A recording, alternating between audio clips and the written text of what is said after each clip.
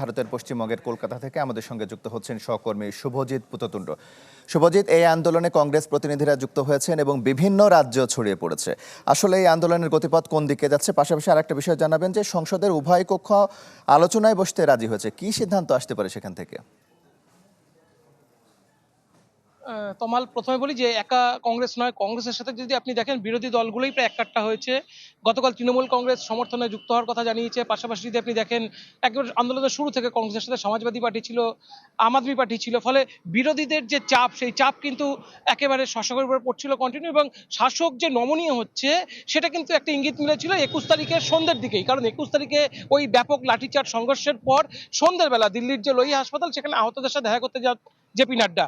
এবং তারপর গতকাল সন্ধ্যাবেলাও যদি আপনি দেখেন, গতকাল সন্ধ্যাবেলা জেপি নাড্ডা এবং জিতেন্দ্র সিং, কেন্দ্রের দুই মন্ত্রী, তারা সোনাম ওয়াংচুকের সাথে দেখা করেছিলেন। গুরুগ্রামে গিয়ে সরাসরি তার হাসপাতালে আইসিইউ বেডের সামনে দাঁড়িয়ে প্রায় 10 মিনিট একান্তে আলাপ করেছিলেন, এবং এই আন্দোলন কিভাবে দমন করা যায় বা কিভাবে তাদের নীতিগত জায়গা থেকে দুপক্ষের একটা মতামত এক জায়গায় চলে আসার ব্যবস্থা করা যায়, সেই নিয়ে কিন্তু তারা দীর্ঘক্ষণ আলোচনা চালায়। এবং তারপরে যে কি সামনে এসেছিল, অর্থাৎ তাদের কি ফলাফল এলো সেটা সামনে আসেনি। তবে একটা জিনিস বোঝা গেছিল, সোনাম ওয়াংচুক অনশন প্রত্যাহারের জন্য আবেদন জানিয়েছে ওয়াংচুককে। এবং সব মিলে যদি দেখতে পারেন, সরকারের পক্ষ থেকেও তাদের যে ছাত্রছাত্রীদের যে 4টে দাবি ছিল, মূলত সেই 4টে দাবির মধ্যে অন্যতম দাবি ছিল এই যে একেবারে এই সংসদের মধ্যে এই বাদল অধিবেশনে আলোচনায় তুলে আনা। কারণ বাদল অধিবেশন আপনি যদি দেখেন, আজকে তৃতীয় দিনের বাদল অধিবেশন কিন্তু নগদ নিয়ে এলো হার না মানা হার অফার। সর্বনিম্ন 10,000 টাকা রেমিটেন্স নগদে পাঠালে থাকছে স্বর্ণের হার জেতার সুযোগ। একেবারেই একেবারে কার্যত পণ্ড হয়ে রয়েছে। আলোচনা চলতে পারছে না, বিরোধীরা চলতে দিচ্ছে না।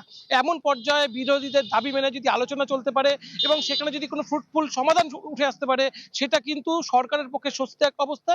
এবং সরকার চাইবে এই বিক্ষোভ আপাতত দমন করা, কোনোভাবে যদি স্বস্তিদায়ক একটা পথ খুলে বের করতে পারে, সেই উপায়ে তারা একটা পথ আপাতত সামনে আনতে চাইছে।